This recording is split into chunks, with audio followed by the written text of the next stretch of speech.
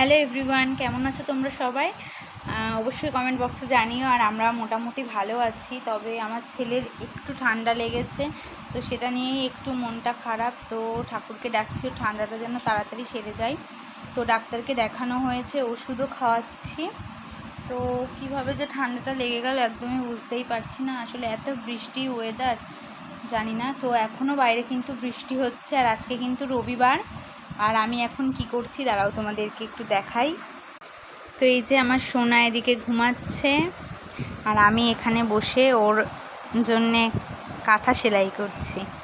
এটাকে কাঁথা ঠিক বলা চলে না, কাঁথা তো অনেকটা একটু মোটা হয়।